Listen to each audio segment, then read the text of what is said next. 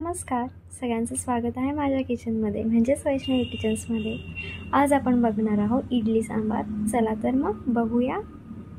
तर मग सुरू करूया. इथे मी 1 वाटी तूर डाळ घेतली आहे. स्वच्छ पाण्याखाली 3 ते 4 वेळा धुवून घेऊया.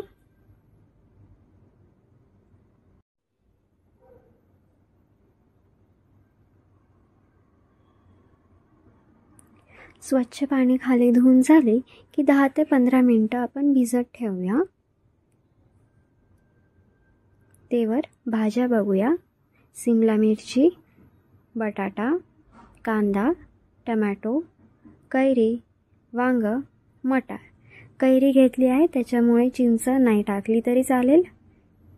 गॅस चालू करून भिजत ठेवलेली डाळ कुकरमध्ये काढून त्याच्यामध्ये अर्धा चमचा हळद,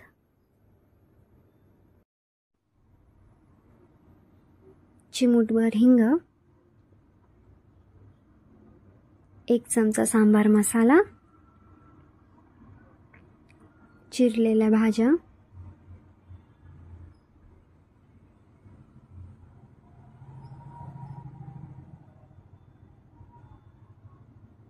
कुकरचं झाकण लावून 4 मोठ्या शिट्ट्या करून घेऊया.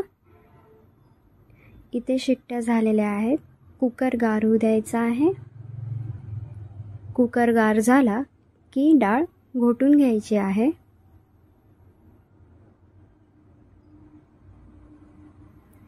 एकीकडे गॅस चालू करून कोमट पाणी टाकायचं आहे 1 ग्लास.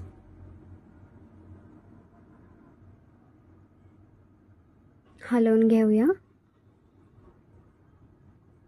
गूळ टाकूया.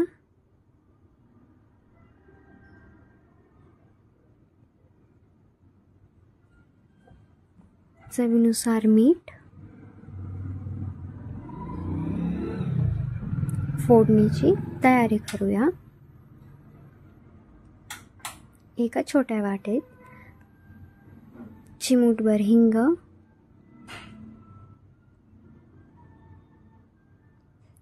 अर्धा चमचा हळद, 2 चमचे धनापूड,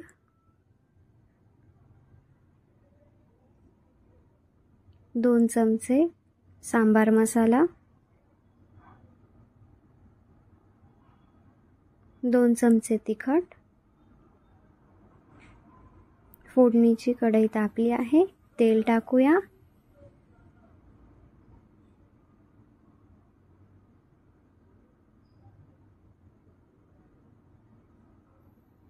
तेल तापलं की मोहरी टाकूया. मोहरी तडतडली की गॅस बंद करायचा आहे.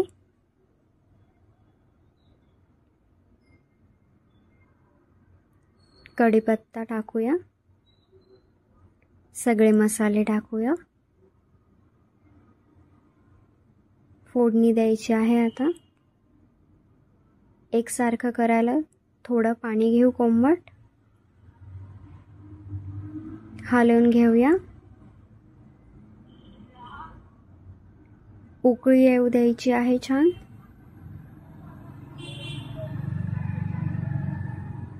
आणि आपला सांबार तयार आहे. तुम्ही पण नक्की ट्राय करून बघा.